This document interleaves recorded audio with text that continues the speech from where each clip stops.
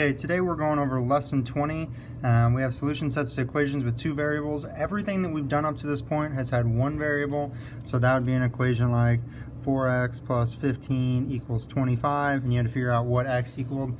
Everything we've done has been either an equation like this or we've had an inequality. So this is going to be a little bit different. We're going to have two variables now, and we'll kind of talk about that. Last time, lesson 19, what you would have done was you were rearranging equations, and that's actually something that we can and we will do in the future, so that we write these equations so they're a little bit easier to work with, especially when we get to graphing. Right now, there are not going to be any problems. We're just going to find some values that work, but in the future we'll move them around because there's this thing called slope-intercept form that if we know how to use that, it makes it a lot easier to graph. We don't have to worry about doing things like this. So right here we have our exercises. Remember that your order pairs always go x, y. I think of it like the alphabet. You know, as you're going through, you'll get x, y, z. So x is first, then y, and there is a z coordinate, but we won't worry about that until later. So there are solutions. So we're going to look at the ordered pairs and which ones are solutions to the equation. So you need to go through and circle which ones you think are equations. And I would like you to write in here kind of how did you decide that. I'll tell you what I do, but it'll be interesting to see like your answer and how it compares. So go ahead and work on 1A and B and work through those. All right, hopefully you had time to go through that and work through those. So what you're going to do, or what I've always done, is always plug in your 3 for your x and 2 for your y. So when you're going ahead and solving, you'll just do that. So 3 times 4 is going to be 12, minus 2, that'll be 10. So that is the solution that would work.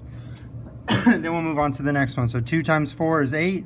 8 minus anything is not going to get us higher, so that's not going to work. So we have negative 1, and negative 1 is going to be negative 4 here, and then minus 14. So when you have this one, it would be a negative 14. So those two negatives, since they're right next to each other, will cancel and become positive. So it'll be 14 minus 4, that one would work. 0, 0, 0 minus 0 does not equal 10, that's not going to work. And this next one, 1, plug in 1 for x. We have 4 minus a negative 6, so again, this will be the same case here. Become a positive 6, so 4 plus 6 does equal 10. So this one's 20 minus 10 equals 10. 0 minus a negative 10, that one would work too. 3, 4, so that one's 12 minus 4, that's not going to work. 6, 0, so if we do 6, that's going to be 24 minus 0, that's not going to work either. And then 4 minus 1, so 16 plus 1, that's going to give us 17, that won't work. So when we're looking at these, we're looking at solution sets, again, like we've done in the past, where we have the solution sets, we put them in the squiggly brackets, and you may get a couple of numbers. When we have these here, you're going to get a lot of pairs that will work.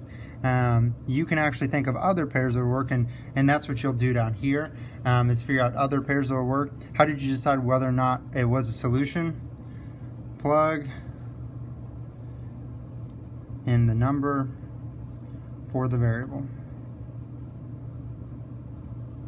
Okay, and the key here is that when we're working with this, we're taking the number and we're plugging it in for the variable. We are not having that variable there. So what I've seen people do is do 4x minus 1 minus negative 14y. This right here is a no. You don't do that. When we're solving these, or when we're plugging in numbers, you plug in that number. So what sometimes I like to do is put a parentheses. So 4 times negative 1.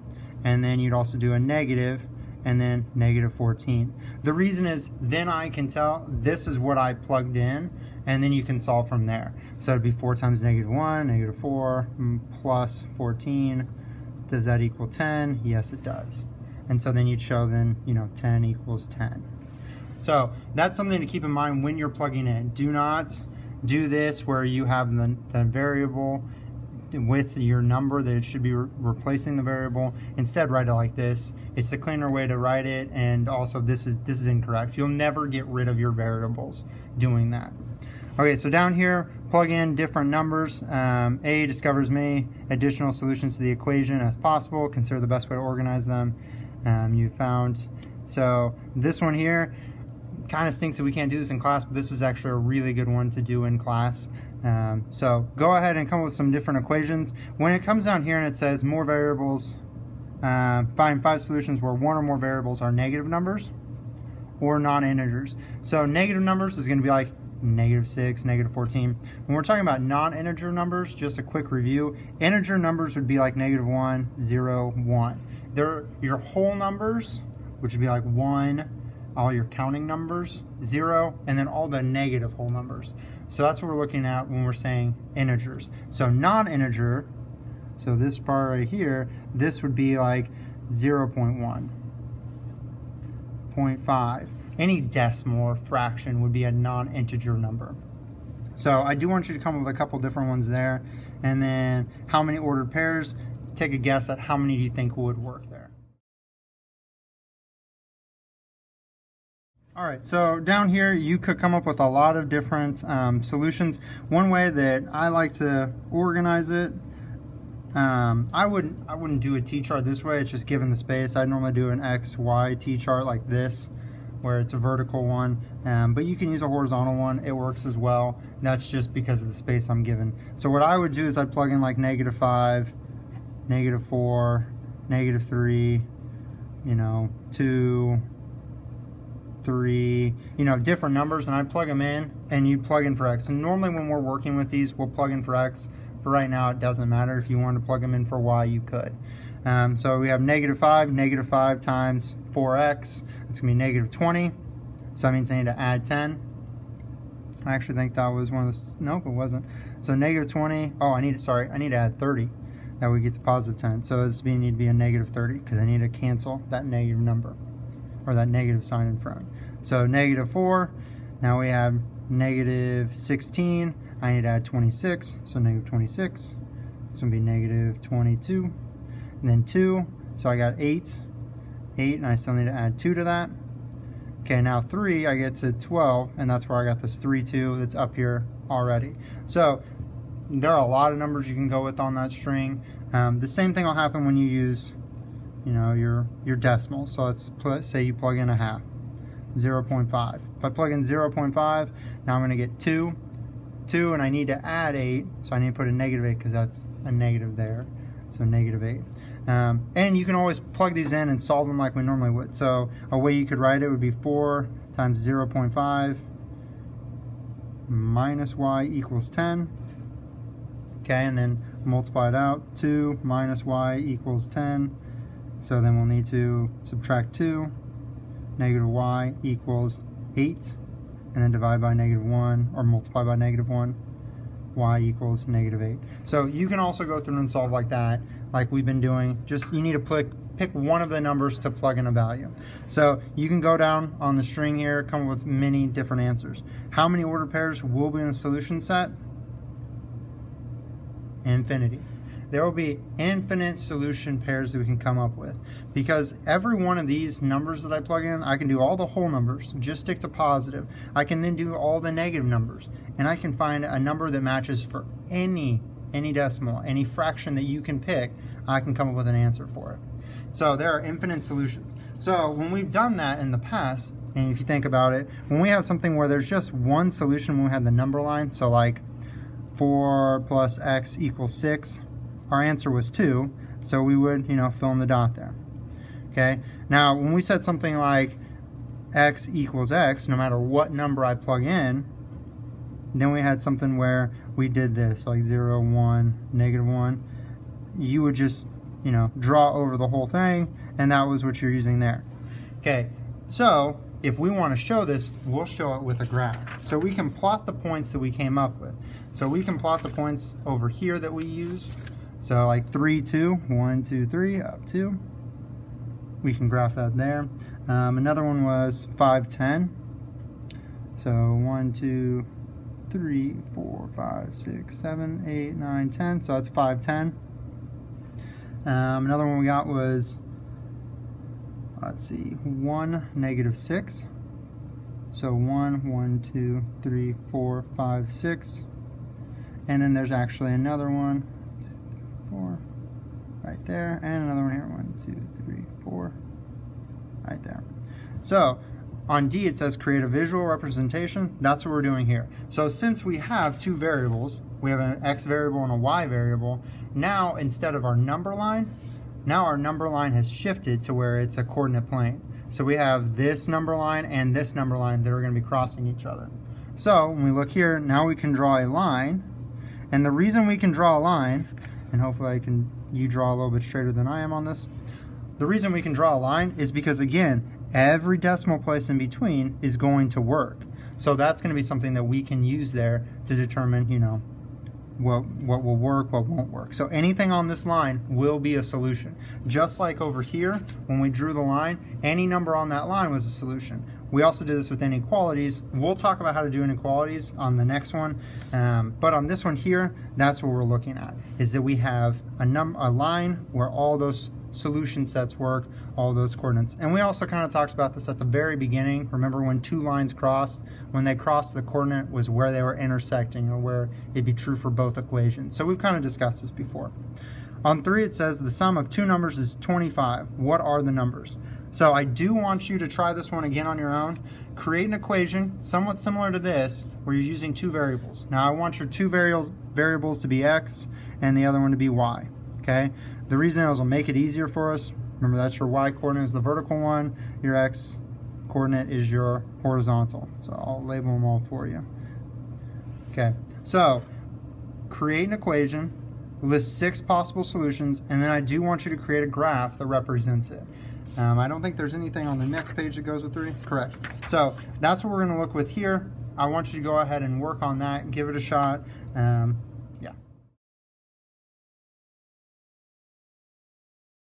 Okay, so when we're looking at this, the sum of two numbers is 25. What are the numbers? So we have many options that could work here. So the equation that you would write would be this: x plus y equals 25. Whatever I have, like let's say this is apples. If I have 24 apples, I need 1 orange to equal a total of 25. So then if I have 20 apples, I need 5 more oranges to get to 25 total of something. So this equation would be what we'd want to write there. So list at least 6 solutions. I mean, you can go down the list and there's quite a few. And you can go negative. On this one, there's nothing saying you have to stay positive with your values. So like we could do -1 is x and we need 26 for y. Again, you can plug in, -1 here plus y equals 25, and you can work through and solve. That is something you can do every time. Whenever you're doing any of these two variables, you can always plug in numbers for x or y and then solve, like we've been doing this whole time. So anytime you get to that, if you get to a test and you're like, I don't know, you can go ahead and plug those in and figure it out. So again, this next one, let's say we do 5. So I'll show you how you can do this. So I just picked a number. I don't know what y is. I can do 5 plus y equals 25 because I'm plugging it in for x here. So then I'll subtract 5 from each side. Y equals 20. So then we know, okay, this answer has to be 20. So you keep on going. The next one we could do 6, it'd be 19, 7 would be 18, 8 would be 17, 0 would be 25, 25 would be 0. So there's a couple values that would work that we could use. So create a graph that represents the solution set to the equation. So on this one, I would go ahead and scale a little differently. You could go by 5s if you want to go by 3s. I think I'll go by 5s. So 5, 10, 15, 20, 25, and I'll do x and y the same. 20, 30. And so what I did on the bottom one is I listed them all. On this side, I skipped a line and then just wrote the value that would be there. You can do this as long as you keep the same scale the whole time. So on this here, let's go with 5, 20. So when x is 5, y is 20. We also had 0, 25. So when x is 0, y is 25. When x is 0, y is 20. Or sorry, when y is 0, x is 25. So you can take a straight edge, kind of draw a line there. But like I said, you don't have to be restricted to just positive or negative. So it can go all the way across. Yep. Piece of paper is not the easiest thing to use. So it should stretch across and go through those points. And there's your line. So that's going to say anything on that line would work. Okay, so we have this one here. This is kind of your more abstract. Here is a solid example where you would, use this in your daily life. So Gia had 25 songs on a playlist composed of songs from her two favorite artists, Beyonce and Jennifer Lopez. So how many songs did she have, did she have by each one in the playlist? So I do want you to go through and look at here on 4, and then also I want you to go ahead and take a chance on 5. You know, what was similar, how are they different, and then we'll talk through 5 and how you work through that one. But go ahead again, write your equation, list out possible solutions, and then do create a graph. Like it says, they are different, so pay attention and try and figure out what you think is different about them.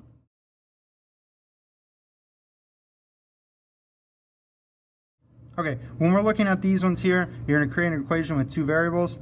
It is exactly the same as what we would have done for example 3. So we have x plus y equals 25. It's the same thing. We have, and I would say you need to state what they are. So let's say x is your Beyonce songs, and then y is your Jennifer Lopez songs, so JL. So Beyonce songs are going to be represented by X, Y is going to be Jennifer Lopez. This is something that's going to be crucial as you go forward. We need to identify which is which as we move forward and state the variable represents this. Otherwise, we may go through and solve and be like, well, what did X equal? What did Y equal? Or what did they represent in our equation? So 3 solutions. You can do, again, the same thing. X, Y. So let's go 0, 1, 2, 3, 25. So 0, you know, you'd have 25 Jennifer Lopez songs, 1 Beyonce, 24, 23, 22, 0. Okay, if you notice, I didn't put any negative songs. Is that even possible to have a negative song? I would say no. I've never heard of a negative song, or I don't know. It'd be kind of interesting to find something like that. So we don't have any negative numbers here because it's not possible. Like, I can't have negative apples, negative oranges. So those are something I have to pay attention to. So if we're going to create a graph, we're just going to create a really rough sketch. 1, 2, 3, 4, 4, 5. 1, 2, 3, 4, 5. My scale is going to be 5 each time, so 5, 10, 20, 25, 5, 15, 25. So my scale, or my graph, would go from 25, 0 and come across down here to, so that's 0, 25, 25, 0. And then you would use these to go ahead and graph. So when you look at here, how are they alike? They have the exact same equation. These two are going to have the exact same equation that we're looking at them. Let me do it like this. Okay, they have the exact same equation, x plus y equals 25, x plus y equals 25. They're different though. This one doesn't have any limitations. We're just looking at numbers. I can have negative numbers. Let's say this was talking about money. I could have negative money. I could owe people money so that I only had $25. So it's kind of what happens when I pay rent. I know, hey, there's actually $650 here that I owe someone and I need to pay that. So this one has no limitations. This one does. I've never heard of a negative song. I don't think I will ever hear of a negative song. So I can't use a negative song on this case. Again, like I said, money-wise, I may be able to. We have to keep this in context with our question, our word problem. We have to keep that in mind as we're working through it. Again, this one, just numbers. This one, there's a set kind of example or real-world connection that we have to pay attention to. So that's kind of all of that we have for these ones. We're not writing equations or anything. We're just trying to find solution sets to these equations with 2 variables. Again, remember, it's solution sets, so there's going to be a group of these that will work, and then you'll end up creating a line and drawing it across. So that's all I have for lesson 20.